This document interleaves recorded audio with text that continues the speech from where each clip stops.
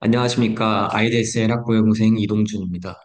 제가 오늘 발표할 논문은 QLLM, Create an Efficient Load with Quantization for Large Language Models 라는 논문입니다.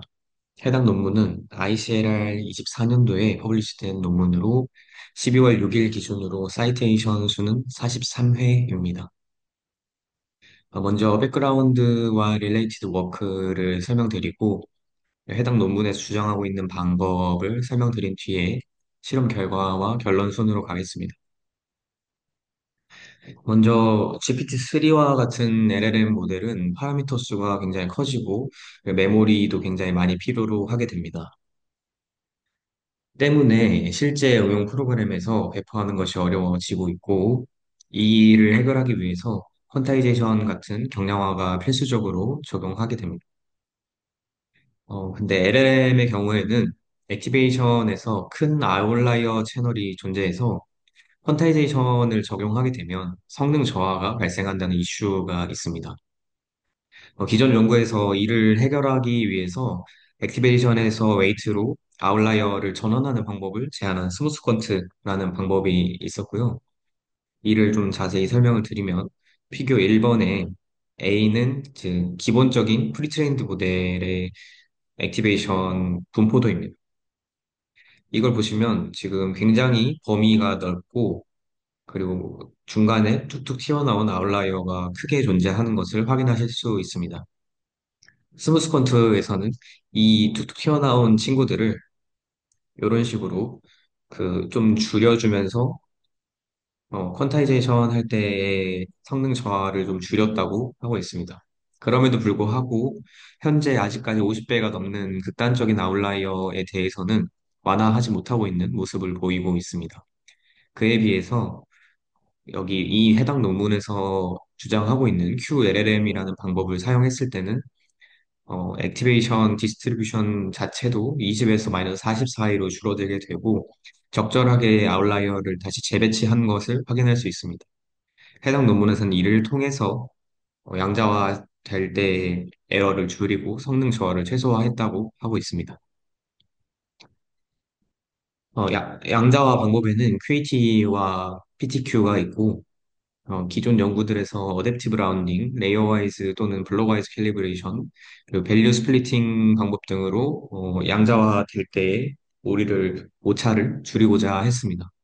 또 LLM 퀀타이제이션에서는 파인 튜닝 하는데 굉장히 많은 학습 비용이 발생하기 때문에 QAT보다는 PTQ를 주로 적용한다고 인지하시면 될 것 같고, 그리고 기존 연구에서는 채널 와이즈 또는 그룹 와이즈 퀀타이제이션, 그리고 큐로라와 인트 2.1과 같은 방법을 제안해 왔습니다. 큐로라와 인트 2.1 같은 경우에는 퀀타이즈드 된 모델에 대해서 아웃라이어를 완화하는 방법이고, 때문에 성능 저하가 어느 정도 있다고 여기서 말하고 하고 있고, 그에 비해서 QLLM 같은 경우는 아웃라이어를 완화한 뒤에 퀀타이제이션에서 성능 저하를 최소화하고 있다고 하고 있습니다. 또 LLM에서 서로 다른 토큰의 특정 피처 차원에서 액티베이션 아웃라이어 처리를 위해서 이 도입된 기법들이 몇 가지 있는데 아웃라이어 스프레션 그리고 스무스 퀀트가 이 방법입니다. 이런 방법들은 아웃라이어가 큰 경우에는 성능 개선이 제한적인데 이 논문에서 제안하고 있는 QLLM 같은 경우는 큰 아웃라이어를 효율적으로 재분배했다고 하고 있습니다. 그래서 이렇게 말하고 있는 QLLM은 크게 두 가지로 이루어지는데 아웃라이어를 여러 서브 채널로 분해해서 그 뒤에 다시 병합하는 방법을 가진 어댑티브 채널 리어셈블리가 있고 그리고 로랭크 파라미터를 추가해서 양자화할 때 생기는 오류를 보정하는 그레디언트 베이스드 에러 커렉션이라는 방법이 있습니다. 이 두 가지 방법에 대해서 설명을 드리겠습니다. 먼저 첫 번째인 어댑티브 채널 리어셈블리 같은 경우는 디스어셈블리 하는 과정과 어셈블리 하는 과정 이렇게 두 가지로 나눠지게 되는데요. 첫 번째인 디스어셈블리 과정 같은 경우는 아웃라이어 채널을 여러 섭 채널로 분해하는 과정입니다. 여기 오른쪽에 식을 보시면 이 식이 기본적인 리니어 레이어의 아웃풋을 나타내는 식입니다. 여기서 X가 액티베이션이고 W가 웨이트를 나타낸다고 보시면 됩니다. 이때 n번째 채널에 아웃라이어가 있다고 가정을 하고 그 텀만 따로 이렇게 빼낸 모습입니다. 이때 이 아웃라이어 채널을 t번 복제해서 분해를 하게 됩니다. 그러면 이렇게 분해가 될 수 있고 이때 대응하는 그 웨이트도 같이 분해를 하게 됩니다. 이렇게 해주면 최종적으로 그 원래의 아웃풋과 동일한 아웃풋을 생성하게 됩니다. 이렇게 해서 그 아웃라이어를 좀 균등하게 분배하는 방식을 사용을 합니다. 해서 최종적으로 채널이 원래 n개였다가 t 플러스 1개의 추가적인 채널이 도입되는 걸로 마무리됩니다. 이때 T1 복제한다고 할 때 T라는 하이퍼 파라미터가 도입이 되었는데 이것은 세타라는 스레숄드 값에 의해서 결정이 되게 됩니다. 세타가 어떻게 T를 결정을 하느냐라고 하면은 세타보다 작은 채널의 경우에는 이 T 값이 변경되지 않고 결국은 T가 1 복제가 이루어지지 않습니다. 그런데 세타보다 큰 채널인 경우에는 이제 t값이 1 이상이 되고 그런 복제가 일어나게 됩니다. 네, 최종적으로 채널 수가 n 플러스 t-1 채널로 t-1 채널이 기존에서 증가하기 때문에 연산 코스트가 추가적으로 발생하게 됩니다. 그래서 이것을 해결하기 위한 방법으로 이 논문에서는 채널 어셈블리를 제안을 하고 있습니다. 기본적으로 채널 수를 줄이기 위해서는 채널 프루닝을 사용을 하면 되는데 단순하게 프루닝만 적용을 하는 경우에는 키가 큰 경우에 아웃라이어 채널 정보가 손상될 가능성이 굉장히 높아집니다.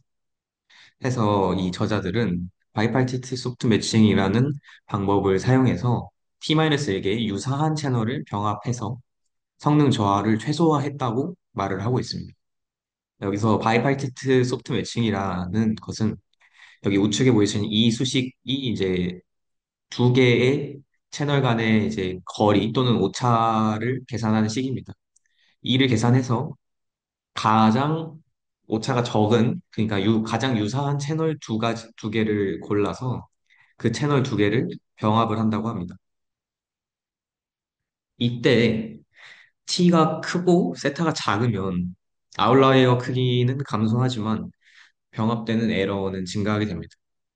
또 t가 작고 세타가 크면 병합 에러는 감소하지만 아웃라이어가 유지돼서 퀀타이제이션 에러가 증가하게 됩니다. 그래서 이 세타와 t를 잘 결정을 해주는 게 중요한데 문제는 이것을 모든 레이어에 공통적으로 하나로 결정할 수가 없고 여기 그림에서 보시다시피 각 레이어별로 아웃라이어의 분포가 굉장히 다른 것을 알 수 있습니다. 따라서 서로 다른 아웃라이어 패턴에 대해서 각각 적절한 리어셈블리 레이시오를 결정하는 것이 중요한 키 포인트라고 할 수 있을 것 같습니다.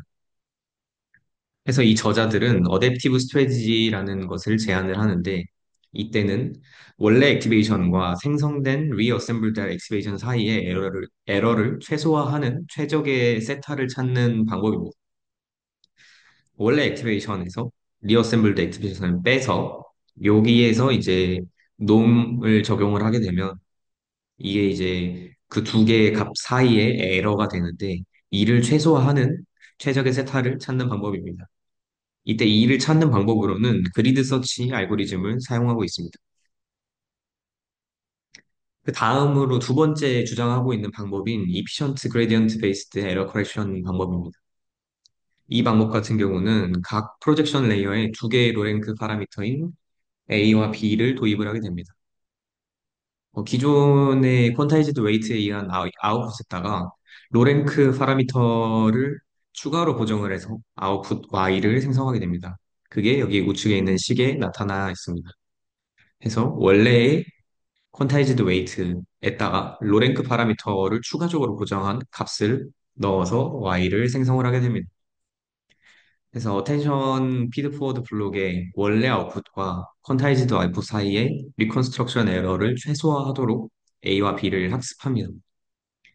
이때 리컨스트럭션 이후에 퀀트 W 플러스 AB만 이렇게 저장을 하게 되는데, 이것 때문에 퀀타이제이션 에러가 발생을 하게 됩니다. 네, 저자들은 이 여기서 나타나는 이 퀀타이제이션 에러를 완화를 하기 위해서 리컨스트럭션 과정을 패러럴하게 진행하지 않고 시퀀셜하게 수행을 해서 이전 레이어에서 발생한 퀀타이제이션 에러를 그 다음 레이어 처리를 할 때 반영을 해서 이 퀀타이제이션 에러를 좀 완화했다고 하고 있습니다. 그래서 이 방법들이 어떻게 효율적인지를 다시 한번 정리를 해보자면 주요한 컴퓨테이셔널 익스펜스는 채널 어셈블리 과정에서 유사한 채널을 병합할 때 발생을 하게 됩니다. 이때 바이팔테트 소프트 매칭을 활용하면 모든 채널쌍에 대해서 거리를 계산할 필요가 없고, 일부만 계산하면 되기 때문에 효율성이 향상된다고 볼 수 있습니다. 또, 디스어셈블리에 따라서 생기는 추가 채널에 대한 코스트를 줄이기 위해서 어셈블리를 도입해서 인퍼런스 오버헤드가 굉장히 작다라고 할 수 있습니다. 실험 결과에 대해서 말씀드리겠습니다. 실험은 라마 1, 라마 2 계열에 대해서 진행을 했고, 펄플렉시티와 제로사 성능을 비교하였습니다. 퀀타이제이션 방법으로는 웨이트는 퍼 채널 단위로, 그리고 액티베이션은 퍼 토큰 단위로 진행을 하였으며, 프리시전 같은 경우는 웨이트와 액티베이션 44 또는 66을 메인으로 진행을 했고, 추가적으로 48도 분석했다고 하고 있습니다. 그리고 비교한 방법으로는 옴니콘트, 스무스콘트, 그리고 아웃라이어 스프레션, LLM 콘트, LLM QAT가 있습니다. 결과를 살펴보시면 라마 1에 대한 지금 결과인데 66의 경우에는 지금 옴니콘트와 굉장히 유사한 성능을 보이고 있음을 확인하실 수가 있을 겁니다. 또 좀 더 큰 모델에 대해서도 동일한 결과를 보임을 알 수 있었습니다. 가장 주목해 보셔야 될 점이 여기 사사 부분인데, 사사를 적용한 경우에 지금 7빌리언 모델에서 QAT보다 약 8.6% 성능 향상이 이제 눈에 띄고, 또 65빌리언에서 옴니콘트보다 3.41% 향상되는 모습이 또 눈에 띄고 있습니다. 또 48 같은 경우에는 전체적으로 우수한 성능을 그대로 유지하는 것을 볼 수가 있고요. 라마 2 모델에 대한 결과입니다. 2 모델도 역시나 66에서는 옴니콘트와 거의 유사하거나 오히려 더 높은 성능을 보여주고 있습니다. 더 70빌리언 모델에서도 마찬가지인 결과를 보였었고, 여기서도 마찬가지로 4사에서 굉장히 우수한 성능을 보여주고 있습니다. 특히 여기 7빌리언에서 약 한 9.8배 정도, 거의 10%에 가까운 정확도 향상이 지금 스무스 폰트와 차이가 나고 있고, 또 70빌리언 모델에서도 마찬가지입니다. 여기서도 약 9.8%의 성능 향상이 눈에 띄고 있습니다.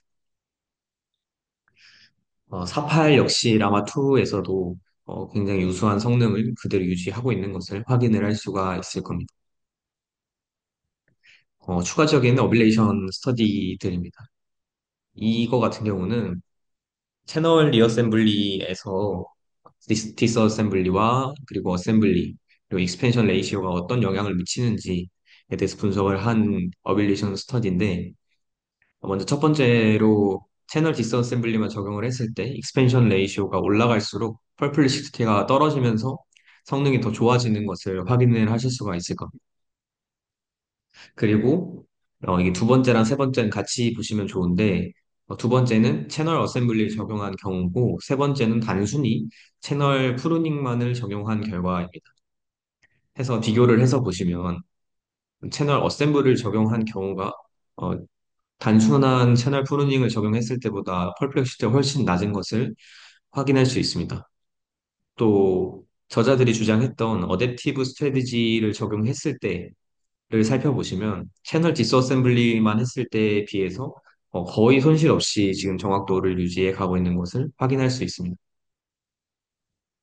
다음으로는 그레디언트 베이스드 에러 커렉션의 효과에 대해서 나타낸 표입니다. 해서 지금 비교를 한 방법은 퀀타이즈드 웨이트를 직접적으로 튜닝한 결과인데, 결과로 봤을 때 GPU 메모리가 꽤나 많이 상당히 크게 줄어든 것을 확인하실 수 있고, 이런 와중에도 정확도 면에서는 거의 지금 유사한 성능을 제공하고 있기 때문에 굉장히 이제 효과적인 방법임을 알 수가 있습니다. 특히 지금 여기 19GB만 GPU 메모리를 사용한다고 되어 있는데, 이런 경우에는 RTX 4090 24GB 같은 경우에서 65빌리언짜리 라마 원 모델도 퀀타이즈 가능한 것으로 굉장히 좋은 성능을 보이고 있습니다. 또 인퍼런스 효율성에서도 굉장히 좋은 면을 확인할 수 있습니다. 좌측에서 보이는 것은 3090 GPU에서 토큰 세그먼트를 사용해서 인퍼런스 스루풋을 비교한 것인데, 보시면은 44에 비해서 약 한 4%의 추가적인 코스트가 발생하지만 약 2배에 가까운 인퍼런스 속도 차이가 눈에 띄고 있습니다. 또 우측에 보이시는 거는 에러 커렉션을 적용하지 않고 채널 리어셈블리만 적용한 경우의 결과인데, 여기서도 지금 다른 모델에 비해, 다른 방법들에 비해서 굉장히 우수한 성능을 가져가는 걸 확인하실 수 있습니다. 특히 이전 결과와 같이 4사에서 굉장히 높은 성능을 성취하는 것을 확인할 수 있습니다.